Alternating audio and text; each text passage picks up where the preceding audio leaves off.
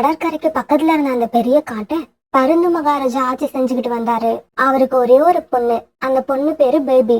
சின்ன வயசுலயே பேபியோட அம்மா இறந்ததால மகாராஜா பேபிய ரொம்ப செல்லமா வளர்த்துக்கிட்டு இருந்தாரு.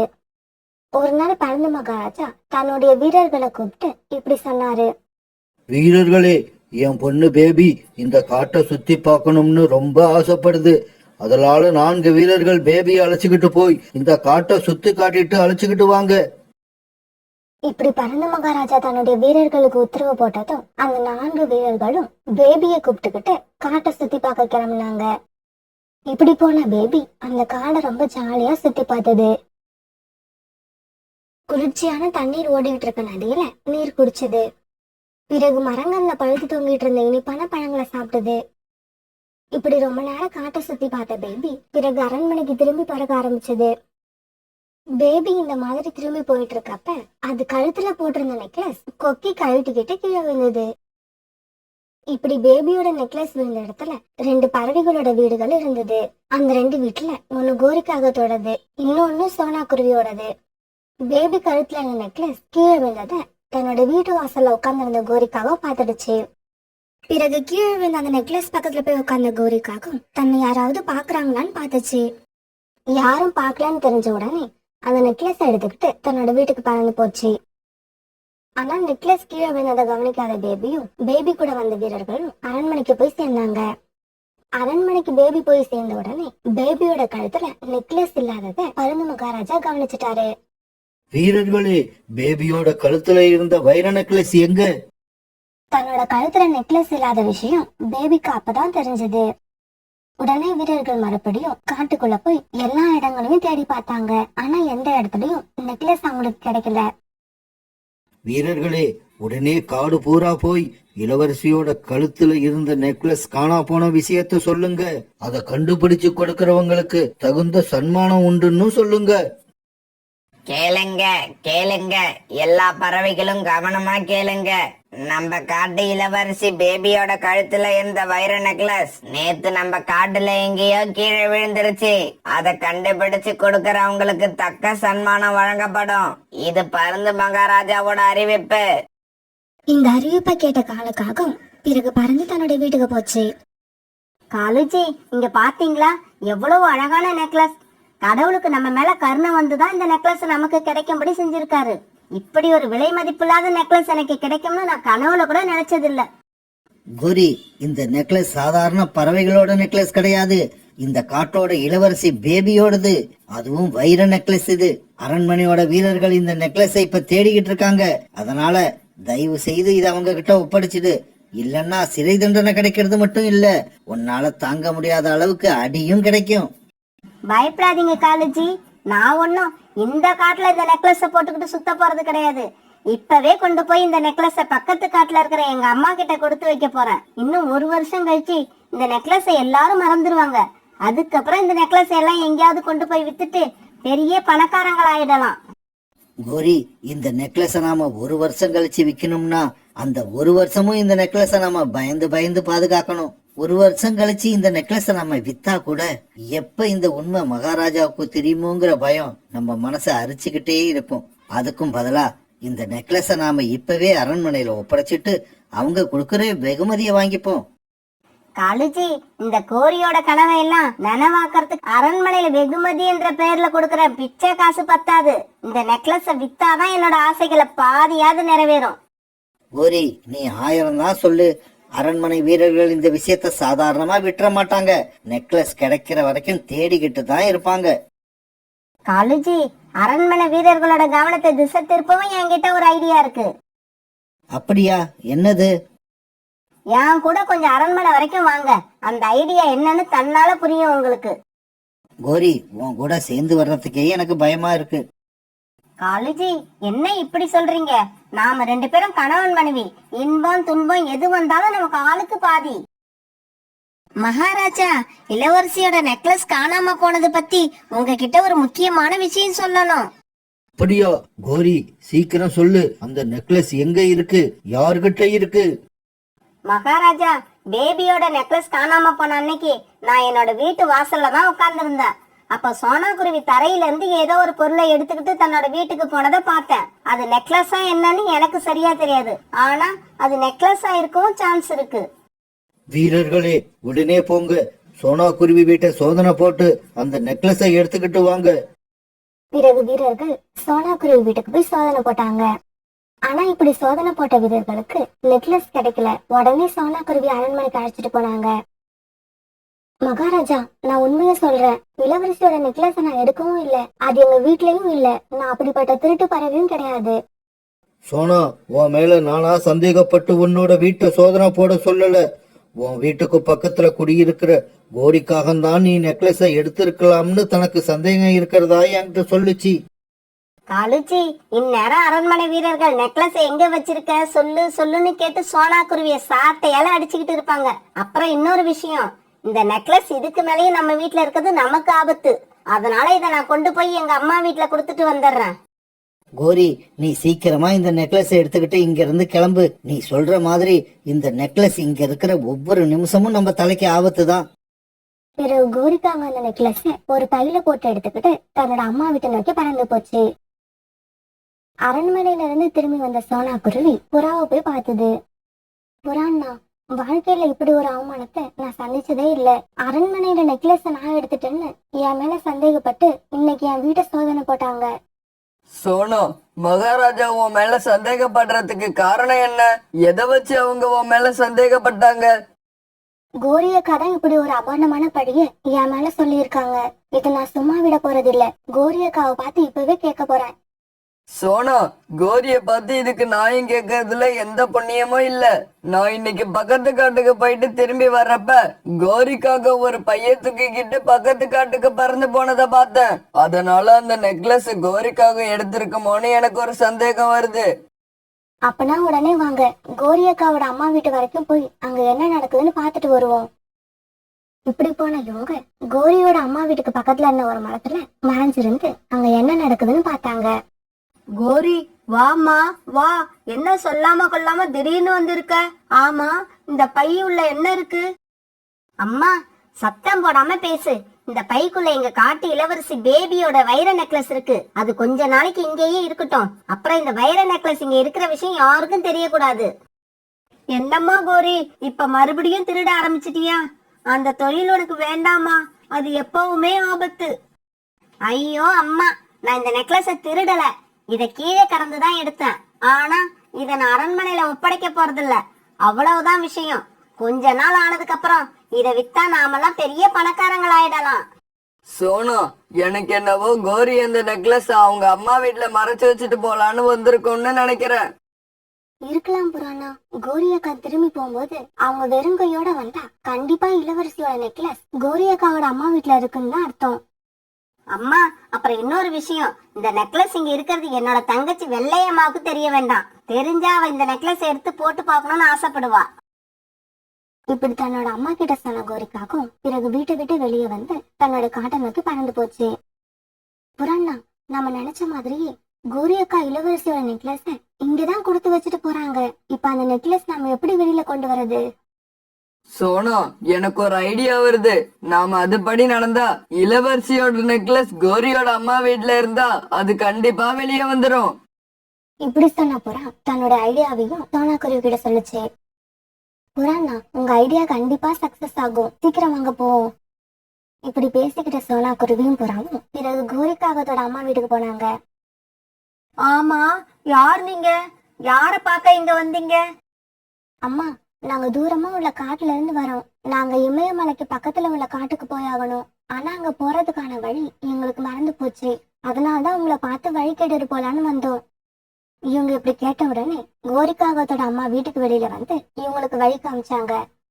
நான் சொன்ன வழியில பறந்து போனீங்கன்னா சீக்கிரமாவே இமயமலைக்கு பக்கத்துல உள்ள காட்டுக்கு போய் சேர்ந்துடலாம். சரிம்மா, நாங்க கிளம்புறோம். அப்புறம் வீட்டை தாழ்பால் போட்டுக்கிட்டு பத்திரமா உள்ள இருங்க. ஏன் புறா, எதுக்காக அப்படி சொல்ற? அது வேற ஒண்ணும் இல்லம்மா, பக்கத்து காட்டு இளவரசி பேபியோட வைர நெக்லஸ் திருட்டு போயிடுச்சான். அதை தேடிக்கிட்டு இப்ப இந்த காட்டுக்கும் அரண்மனை வீரர்கள் வந்திருக்காங்க. இந்த காட்டுல உள்ள ஒவ்வொரு வீடா செக் பண்ணிக்கிட்டு வராங்க.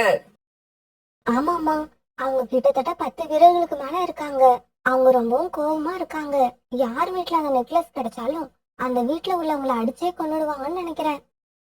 இதை கேட்ட உடனே கோரியோட அம்மா ரொம்ப பயந்துட்டாங்க. கோரியோட அம்மாவுக்கு முகம் வேர்த்து ஊத்துச்சு. ஏமா உங்க முகம் ஏன் பயந்த மாதிரி இருக்கு? ரொம்ப வேர்த்து வேற ஊத்துது. அது ஒண்ணும் இல்லப்பா, எனக்கு பிளட் பிரஷர் இருக்கு, அதனாலதான் இப்படி. சரி சரி, நீங்க கிளம்புங்க, எனக்கு கொஞ்சம் வேலை இருக்கு. இப்படி சொன்ன கோரிக்காகத்தோட அம்மா உடனே வீட்டுக்குள்ள போய் கதவை சாத்திக்கிட்டாங்க. பிறகு புறாவும் சோனாவும் அங்கிருந்த ஒரு மரத்துக்கு பின்னாடி மறைஞ்சிருந்து கோரியோட வீட்டை கண்காணிக்க ஆரம்பிச்சாங்க. சோனா, நாம நினைச்ச மாதிரி வைரல் நெக்லஸ் கோரியோட அம்மா கிட்ட இருந்துச்சுன்னா அதை எடுத்து வேற எங்கேயாவது மறைச்சு வைக்க வெளியில போவாங்க, இல்ல அதை தூக்கி வீட்டுக்கு வெளியில எரிஞ்சிருவாங்க. இந்த ரெண்டுத்துல ஒண்ணு கண்டிப்பா நடக்கும் பாரு. புறா இப்படி சோனா குருவி கிட்ட சொல்லிக்கிட்டு இருக்கும் போதே கோரியோட அம்மா வீட்டுல இருந்து ஒரு பை பக்கத்துல இருந்த புதர் காட்டுக்குள்ள வந்து விழுந்தது. அப்படி பை வந்து விழுந்தத சோனா குருவி புறா ரெண்டு பேருமே பார்த்தாங்க. சோனா, நான் சொல்லல, நான் சொன்ன மாதிரியே நடந்துருச்சு. பிறகு புதர் காட்டுக்குள்ள கடந்த பேபியோட வைர நெக்லஸ் எடுத்துக்கிட்டு சோனா குருவியும் புறாவும் அரண்மனையை நோக்கி பறந்து போனாங்க. அங்க அரண்மனைக்கு போய் பருந்து மகாராஜாவை சந்திச்சு இவங்க வைர நெக்லஸ் அவர்கிட்ட ஒப்படைச்சாங்க. புறா, சோனா குருவி, இந்த வைர நெக்லஸ எடுத்து வச்சிருந்தது யாரு? இது எங்க இருந்தது? பிறகு புறாவும் சோனா குருவியும் நடந்தது எல்லாத்தையும் மகாராஜாவுக்கு எடுத்து சொன்னாங்க. பருந்து மகாராஜா தான் திருநதை மறைக்கிறதுக்கு தான் கோரியக்கா படியை ஏனால சொல்லியிருக்காங்க. வீரர்களே, சீக்கிரமா போங்க. அந்த கோரிக்காக எங்க இருந்தாலும் அதை கைது பண்ணி இழுத்துக்கிட்டு வாங்க. மகாராஜா உத்தரவு போட்டபடியே கொஞ்ச நேரத்துல வீரர்கள் கோரிக்காகத்தை கைது பண்ணி அழைச்சிட்டு வந்தாங்க. பிறகு உண்மையை கண்டுபிடிக்கிறதுக்கு ரொம்பவும் உதவியா இருந்த புறாவுக்கும் சோனா குருவிக்கும் நிறைய வெகுமதிகள் அரசர் கொடுத்தாரு. பருந்து மகாராஜா, என்ன மட்டும் கைது பண்ணி கொண்டு வந்துட்டீங்க, என்னோட கணவர் காலுக்காக எங்க, அவரை ஏன் கைது பண்ணல? கோரி, காலுக்காகத்தையும் கைது பண்ண தனியா ஆட்களை அனுப்பியிருக்க. இந்நேரம் கைது பண்ணி அழைச்சுக்கிட்டு வந்துகிட்டு இருப்பாங்க. வீரர்களே, என்ன இன்னும் வேடிக்கை பார்த்துக்கிட்டு நிக்கிறீங்க? இந்த கோரிக்காகத்தை கொண்டு போய் பாதாள சிறையில அடைங்க. ரொம்ப நன்றி மகாராஜா. பேச்சு தணிக்க கூட ஆள் இல்லாம தனியா ரொம்ப கஷ்டப்படுவோம்னு நினைச்சு பயந்து போயிருந்தேன்.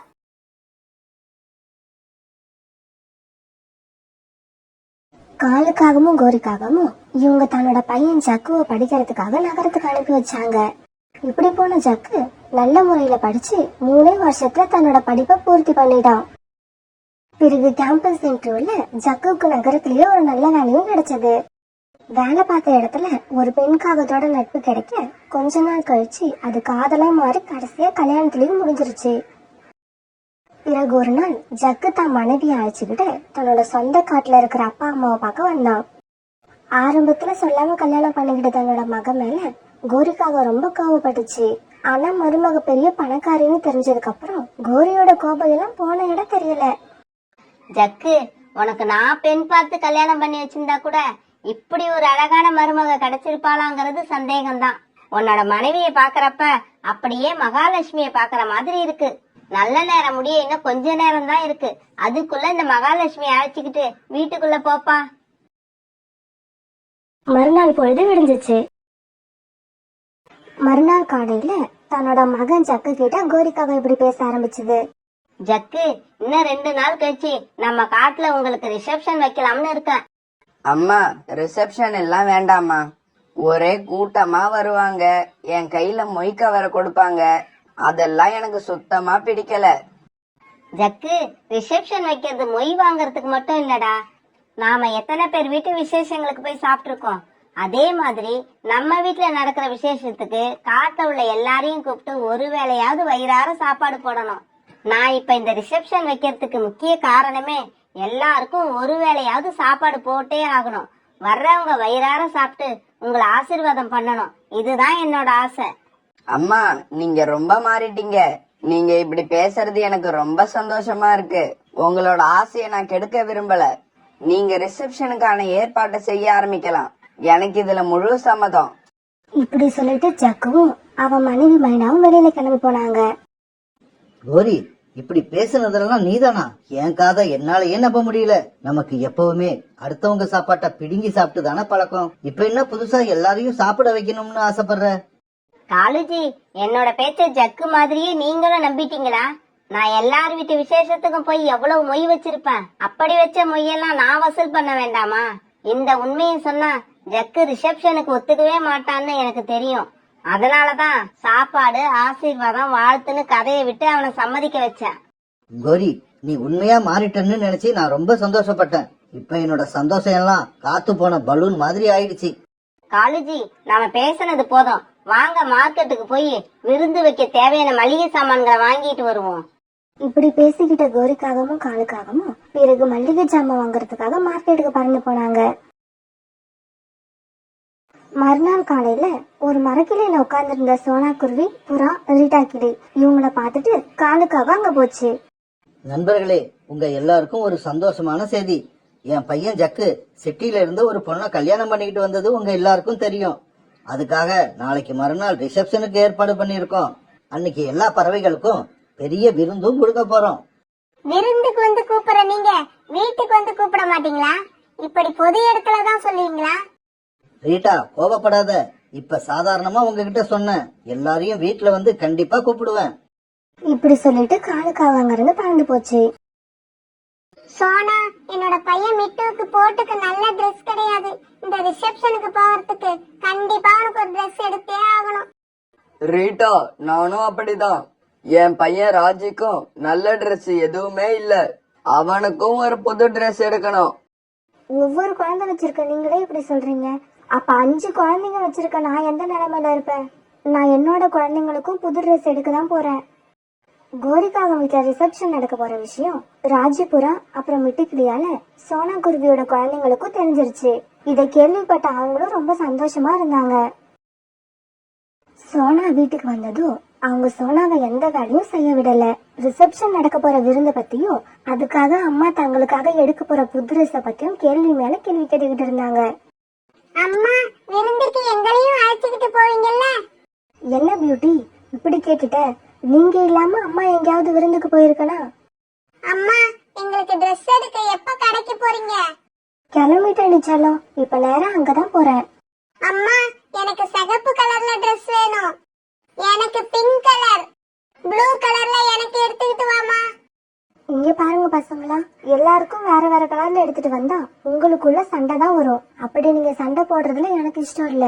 அதனால உங்க எல்லாருக்கும் ஒரே கலர்ல தான் அம்மா சட்டை எடுத்துட்டு வர போறேன். இப்படி சொன்னா குருவி பிறகு வீட்டுல இருந்து கிளம்பி அடகு கடைக்கு போச்சு. சேஜி, இந்த நெக்லஸ் வச்சுக்கிட்டு எனக்கு ஒரு 2000 ரூபாய் பணம் கொடுங்க. சோனா, உனக்கு நான் 2000 ரூபாய் பணம் தாரேன். ஆனா இப்போ நெக்லஸ் அடகு வைக்கிற அளவுக்கு திடீர்னு 2000 ரூபாய்க்கு என்ன அவசரம்? சேஜி, என்னோட குழந்தைங்களுக்கு புது ட்ரெஸ் எடுத்து ரொம்ப நாள் ஆகுது. அவங்களா இது வரைக்கும் எனக்கு புது ட்ரெஸ் வேணும்னு வாயை திறந்து கேட்டதே கிடையாது. நாளைக்கு கோரிக்காகம் வீட்டுல நடக்க போற விருந்துல எல்லா குழந்தைங்களும் புது ட்ரெஸ் போட்டுட்டு வருவாங்க. அப்ப என் குழந்தைங்க மட்டும் பழைய ட்ரெஸ் போட்டுட்டு நிக்கிறத நான் விரும்பல. சோனா, இதுக்காக நீ உன்னோட நெக்லஸ் அடகு வைக்கணும்னு அவசியம் இல்ல. இந்தா 2000 ரூபாய் பணம். நீ உன்னோட நெக்லஸையும் எடுத்துக்கிட்டு போ. உனக்கு எப்ப பணம் கிடைக்குதோ அப்ப கொண்டு வந்து திருப்பி கொடு. பிறகு அந்த பணத்தை வாங்கிட்டு மார்க்கெட்டுக்கு போன சோனா குருவி தன்னோட குழந்தைங்களுக்காக புது ஆடைகளை எடுத்துட்டு வீட்டுக்கு திரும்பிச்சு. தாங்களுக்கு அம்மா எடுத்துட்டு வந்த புது ட்ரெஸ்ஸை பார்த்துட்டு சோனா குருவியோட குழந்தைங்களுக்கு அவ்வளவு சந்தோஷம், ரொம்பவும் மகிழ்ச்சியா இருந்தாங்க. நாளைக்குதான் கோரிக்காகத்தோட பையன் ஜக்குவுக்கு ரிசப்ஷன்.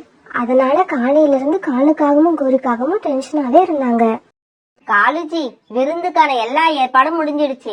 இப்ப நாம செய்ய வேண்டிய வேலை எல்லா பறவைகள் வீட்டுக்கும் போய் அவங்க விருந்துக்கு கூப்பிட வேண்டியதுதான். சரி, நான் அப்ப எல்லா பறவைகள் வீட்டுக்கும் போய் விருந்துக்கு வர சொல்லிட்டு வந்துடுறேன். வேற ஏதாவது வேலை இருந்தா அதுக்கப்புறம் அதை பாத்துக்கலாம். இந்தாங்க காலுஜி, எந்தெந்த பறவைகளை கூப்பிடணும்னு நான் ஒரு லிஸ்ட் எழுதியிருக்கேன். இதுல உள்ளவங்களை மட்டும் நீங்க கூப்பிட்டா போதும். இப்படி சொன்ன கோரிக்காகும் காலுக்காகத்துக்கு ஒரு லிஸ்ட கொடுத்தது. அந்த லிஸ்ட வாங்கிட்டு காலுக்காகம் பிறகு வீட்டை விட்டு வெளியே பறந்து போச்சு. ரீட்டா, நாளைக்கு உங்க வீட்டுல எதுவும் சமைக்க கூடாது. உன் பையன் மிட்டுவை கூப்பிட்டுக்கிட்டு நம்ம வீட்டுக்கு வந்துரு. காலு, நாளைக்கு வீட்டுல சமைக்க கூடாதுன்னு எப்பவோ முடிவு பண்ணிட்டேன். கவலைப்படாம போ. நாளைக்கு காலையில நானும் என் பையன் மிட்டுவும் உங்க வீட்டுக்கு வந்துருவோம். காலு, நாளைக்கு உங்க வீட்டுல விருந்துன்னு நீ தான் 2 நாளைக்கு முன்னாடியே எங்க கிட்ட சொல்லிட்டியே. நான் கண்டிப்பா வந்துருவேன். புறா, நீ மட்டும் வரக்கூடாது. உன் மனைவி ராணி, உன் பையன் ராஜி எல்லாரையும் அழைச்சுக்கிட்டு குடும்பத்தோட வரணும். அப்புறம் காலுக்காக பருந்து டாக்டரை கூப்பிட அவங்களோட கிளினிக்கு போச்சு. பருந்து டாக்டர், என் பையன் ஜக்குவுக்கு சிட்டில கல்யாணம் நடந்துருச்சு. அதுக்காக நம்ம காட்டுல இன்னைக்கு ரிசப்ஷன் வச்சிருக்கோம். ரிசப்ஷன்ல பெரிய விருந்துக்கும் ஏற்பாடு பண்ணிருக்கோம். அதனால நீங்க கண்டிப்பா அந்த விருந்துல வந்து கலந்துக்கணும். இந்த மாதிரி காலுக்காக லிஸ்ட்ல உள்ள எல்லா பறவைங்க வீட்டுக்கும் போய் தங்களுடைய வீட்டுல நடக்க போற ரிசப்ஷன் விருந்துக்கு அழைப்பு விடுத்துச்சு. என்ன இது, இந்த லிஸ்ட்ல உள்ள எல்லா பறவைகள் வீட்டுக்கும் போய் சொல்லிட்டு வந்தாச்சு. ஆனா சோனா குருவி வீட்டுக்கு போகவே இல்லையே. அப்பன்னா இந்த லிஸ்ட்ல சோனா குருவி பேர கோரிக்காகம் ஏன் எழுதல? மறந்து போய் விட்டுருக்குமோ? இப்படி நினைச்சுக்கிட்டு காலுக்காக தன்னோட வீட்டுக்கு பறந்து போச்சு. கோரி, நீ எழுதி கொடுத்த லிஸ்ட்ல ஒரு முக்கியமான பேரை எழுத மறந்துட்ட. அப்படியா? யார் பேரை எழுத மறந்துட்டேன்? சீக்கிரம் சொல்லுங்க. சோனா குருவி பேரை தான் நீ எழுத மறந்திருக்க. காலுஜி, நான் சோனா குருவி பேரை எழுத மறக்கல. தெரிஞ்சேதான் சோனா குருவி பேரை இந்த லிஸ்ட்ல எழுதாம விட்டேன். ஏன் கோரி, சோனா குருவி ஒரு காலத்துல நமக்கு எவ்வளவு உதவி பண்ணிருக்கு. அத கூப்பிடாம இருக்கிறது பெரிய தப்பு. நான் இப்பவே சோனா குருவி வீட்டுல போய் சொல்லிட்டு வந்துடுறேன். காலுஜி, உங்க இஷ்டத்துக்கு நீங்க எதையும் செய்ய வேண்டாம். நான் சொல்றத மட்டும் சரியா செஞ்சீங்கன்னா போதும். இப்ப நீங்க சோனா குருவிய கூப்பிட்டா அது மட்டும் தனியாவா வரும்? 5 குழந்தைங்களையும் அழைச்சிட்டு வரும். 100 ரூபாய் மொய்ய வச்சுட்டு இருக்கிற சாப்பாட்டெல்லாம் அவங்க குடும்பமே சாப்பிட்டு போயிடும். அதனாலதான் ரிசப்ஷன் விருந்துக்கு சோனா குருவி குடும்பத்தை கூப்பிட வேண்டாம்னு முடிவு பண்ணினேன். கோரி, நீ செய்யறது எனக்கு கொஞ்சம் கூட பிடிக்கல. காட்டுல உள்ள எல்லா பறவைகளுக்கும் சொல்லிட்டு சோனா குருவிக்கு மட்டும் சொல்லலன்னா அது மனசு எவ்வளவு கஷ்டப்படும். கொஞ்சமாவது யோசிச்சு பாத்தியா? கஷ்டப்பட்டா கஷ்டப்படட்டுமே, எனக்கு அத பத்தி ஒன்னும் கவலை இல்ல. இங்க பாருங்க, இன்னைக்கு நாம சந்தோஷமா இருக்க வேண்டிய நாள். இந்த சந்தோஷமான நாள்ல சோனா குருவிய பத்தி திரும்ப திரும்ப பேசி எனக்கு டென்ஷனை உண்டாக்காதீங்க. கோரிக்காக இவ்வளவு கோபமா பேசினதும் காலுக்காக எதுவுமே பேசாம மௌனம் ஆயிடுச்சு. சோனா குருவி வீட்டுல எல்லா குழந்தைங்களும் புது ட்ரெஸ் போட்டுக்கிட்டு ரொம்பவும் சந்தோஷமா இருந்தாங்க.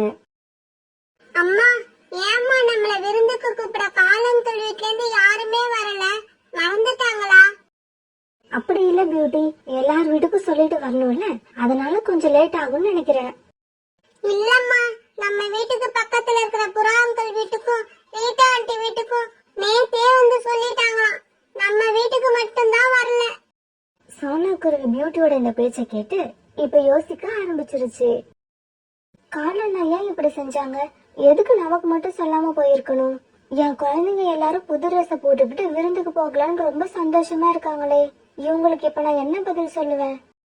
அம்மா, காலங்கள் நம்மள விருந்துக்கு கூப்பிடலன்னா நாம அந்த விருந்துக்கு போக கூடாதா? பியூட்டி கேட்ட இந்த கேள்விக்கு சோனா குருவி எந்த பதிலும் சொல்ல முடியாம மௌனமா இருந்தது. இந்த சமயத்துல கோரிக்காகம் வீட்டுல விருந்து களை கட்ட ஆரம்பிச்சது. ஒவ்வொரு பறவைங்களும் வர ஆரம்பிச்சு இப்ப அங்க எல்லா பறவைங்களும் வந்து சேர்ந்துட்டாங்க. கோரி, நீங்க விருந்துக்காக தயார் செஞ்சு வச்சிருக்க உணவுகளை பார்த்தா பிரமிப்பா இருக்கு. இவ்வளவு பெரிய மெனு லிஸ்ட் இது வரைக்கும் நான் எந்த விருந்தலையும் பார்த்ததே கிடையாது. விருந்து யார் வீட்டு விருந்து? கோரிக்காக வீட்டு விருந்துன்னா சும்மாவா? இந்த அளவுக்கு பணம் செலவு பண்ணி விருந்து வைக்க இந்த காட்டுல என்ன விட்டா வேற யாரு இருக்கா? கோரி, புறா சொன்னது உண்மைதான். இத்தனை வகையான உணவுகளை ஒரே இடத்துல நான் முதல் முறையே இப்பதான் பாக்குறேன். சரி சரி, என்னை எல்லாரும் புகழ்ந்தது போதும். வாங்க விருந்து ஆரம்பிப்போம். எல்லாரும் வரிசையில இருந்து வேணுங்கிற உணவை எடுத்து சாப்பிடுங்க. அம்மா, ஒரு நிமிஷம் இருங்க. சோனா ஆண்டி வந்ததுக்கு அப்புறம் விருந்து ஆரம்பிப்போம். அவங்க அநேகமா இந்நேரம் வந்துகிட்டு இருப்பாங்கன்னு நினைக்கிறேன். நாங்களும் இப்ப சோனாவை பத்தி தான் பேசிக்கிட்டு இருந்தோம். சோனா வந்ததுக்கு அப்புறமே விருந்து ஆரம்பிக்கலாம். ஆமா, அதுதான் சரி. எல்லாரும் இப்படி சோனாவை எதிர்பார்க்க கோரிக்காகத்துக்கு சோனா குருவிய கூப்பிடாதத நினைச்சு இப்ப மெதுவா பயம் வந்துச்சு. காலுஜி, சோனா குருவியை நாம கூப்பிடலங்கிற விஷயம் யாருக்கு தெரியக்கூடாது. நாம கூப்பிட்டோம், சோனா குருவி வரலன்னு எல்லாரும் நினைக்கணும். ஆனா சோனா குருவி ஆரம்பத்துல தன்னுடைய குடும்பத்துக்கு செஞ்ச உதவியெல்லாம் மறக்காத காலுக்காகவும் வேணும்னே வேகமா இப்படி சத்தம் போட்டு சொல்லுச்சு. தயவு செஞ்சு சோனா குருவிக்காக யாரும் காத்திருக்காதீங்க. சோனா குருவி இந்த விருந்துக்கு வராது. ஏன்னா கோரி சோனா குருவிக்கு மட்டும் விருந்துக்கு வர சொல்லி கூப்பிட வேண்டாம்னு சொல்லிடுச்சு. அதனால நானும் கூப்பிடல. அப்பா, என்ன சொல்றீங்க? எதனால சோனா ஆண்டிய கூப்பிட வேண்டாம்னு அம்மா சொன்னாங்க? ஜக்கு, நீ நினைக்கிற மாதிரி உங்க அம்மா எல்லாருக்கும் சாப்பாடு போடுறதுக்காக இந்த விருந்தை வைக்கல. எல்லா வீட்டு விசேஷங்கள்லயும் கோரி வச்ச மொய் பணத்தை திரும்ப வசூல் பண்றதுக்காக தான் இந்த விருந்துக்கே கோரி ஏற்பாடு பண்ணிருக்கு. இப்படி மொய் பணத்துக்காக எல்லா பறவைகளையும் கூப்பிட்ட கோரிக்காகவும் சோனா குருவியை மட்டும் ஏன் கூப்பிடல தெரியுமா? அதுக்கான காரணம் ரொம்ப கேவலமா இருக்கும். சொல்றேன் கேட்டுக்குங்க. சோனா குருவியை கூப்பிட்டா அது தன்னோட 5 குழந்தைகளையும் அழைச்சுக்கிட்டு வந்து 100 ரூபாய் மொய் வச்சுட்டு குடும்பத்தோட சாப்பிட்டுட்டு போயிடுமா. அதுக்காக கோரி சோனா குருவிக்கு சொல்லவே வேண்டாம்னு சொல்லிடுச்சு. இப்படி கொஞ்சம் கூட மனசாட்சியே இல்லாம கோரிக்காகம் கொடுக்கிற விருந்துல சாப்பிட எனக்கு பிடிக்கவே இல்லை. அதனால நான் இப்பவே போய் சோனா குருவி கிட்ட மன்னிப்பு கேட்க போறேன். இப்படி சொன்ன காலுக்காகவும் யார் பதிலும் எதிர்பார்க்காம அந்த இடத்த விட்டு பறந்து போயிடுச்சு. கோரி சோனா குடும்பத்தை கூப்பிடலன்னு எங்களுக்கு தெரிஞ்சிருந்தா நாங்களும் இந்த விருந்துக்கு வந்திருக்க மாட்டோம். கோரி, ஒரு குடும்பத்தை மட்டும் ஒதுக்கி வச்சுட்டு நீ வைக்கிற இந்த விருந்து எங்களுக்கு தேவையே இல்ல. இப்படி சொல்லிட்டு புறா, ரீட்டா கிளி இவங்க எல்லாம் பறந்து போனாங்க. அம்மா, நீங்க தெரிஞ்சிருப்பீங்கன்னு நினைச்சேன். நீங்க எல்லாம் எத்தனை ஜென்மம் எடுத்தாலும் திருந்த மாட்டீங்க. சோனா ஆண்டியும் அவங்க குழந்தைங்களும் இங்க வந்து சாப்பிட்டா நீங்க சாப்பிட சாப்பாடு இருக்காதுன்னு நினைச்சீங்களா? இதோ இப்ப இங்க இருக்கிற சாப்பாடு எல்லாத்தையும் வேற யாரும் சாப்பிட போறது இல்ல, நீங்க மட்டும்தான் சாப்பிட போறீங்க. ஆசை தீர எல்லாத்தையும் சாப்பிடுங்க. நீங்க சாப்பிட்ட மீதி சாப்பாடு இருந்தா அது மேலேயே படுத்து தூங்குங்க. இப்படி சொல்லிட்டு ஜக்கு தன்னோட மனைவி அழைச்சுக்கிட்டு சோனா குருவி கிட்ட பறந்து போச்சு. இப்படி ஒவ்வொரு பறவையா பறந்து போக கடைசியா அந்த இடத்துல கோரிக்காக மட்டும்தான் தனியா நின்னு அழுதுகிட்டு இருந்தது. சோனா ஆண்டி, இத்தனை பேர் நம்ம வீட்டுக்கு வந்துட்டாங்க. இவங்களுக்கு எப்படி சாப்பாடு தயார் பண்றதுன்னு கவலையே படாதீங்க. மொபைல்ல ஆர்டர் பண்ணி இன்னும் 10 நிமிஷத்துல எல்லாருக்கும் சாப்பாடு வர வைக்கிறேன். இப்படி செய்யறதுதான் அந்த கோரிக்கு சரியான தண்டனையா இருக்கும். ஜக்கு, காலண்ணா, நீங்க இப்படி எல்லாம் செய்யக்கூடாது. கோரி அக்கா தான் தெரியாம தப்பு பண்றாங்க. அதுக்காக நீங்க இப்படி பண்றது அதை விட பெரிய தப்பு. இப்படி எல்லாரும் சேர்ந்து அவங்கள அங்க தனியா விட்டுட்டு வந்திருக்கீங்க. பாவம், அவங்க ரொம்ப கஷ்டப்படுவாங்க. போங்க, எல்லாரும் போய் முடிஞ்சா அவங்களையும் சமாதானம் பண்ணி இங்க அழைச்சிட்டு வாங்க. முடியலன்னா அவங்க கூட எல்லாரும் அங்கேயே இருங்க. சோனா இப்படி பேசினதெல்லாம் கேட்ட கோரிக்காகவும் அழுதுகிட்டே உள்ள வந்தது. சோனா, என்ன மன்னிச்சிடு சோனா. உன்னையும் உன் குழந்தைங்களையும் கூப்பிடாதது எவ்வளவு பெரிய தப்புன்னு எல்லாரும் என்ன தனியா விட்டுட்டு வந்ததுக்கு அப்புறம் தான் என்னோட புத்தியில பட்டது. எல்லாரும் ஒன்னா சேர்ந்து இருக்கிறப்ப நம்ம மட்டும் தனியா இருக்கிறது எவ்வளவு கஷ்டம்னு இப்ப நான் நல்லா புரிஞ்சுக்கிட்டேன். குழந்தைங்களை அழைச்சுக்கிட்டு என்னோட வீட்டுக்கு வா சோனா. கோரி இப்படி தான் செஞ்ச தப்ப உணர்ந்து அழுதுகிட்டே மன்னிப்பு கேட்க பிறகு எல்லா பறவைகளும் ஒத்துமையா கோரிக்காக வீட்டுக்கு போய் விருந்து சாப்பிட்டு ரொம்ப மகிழ்ச்சியா இருந்தாங்க.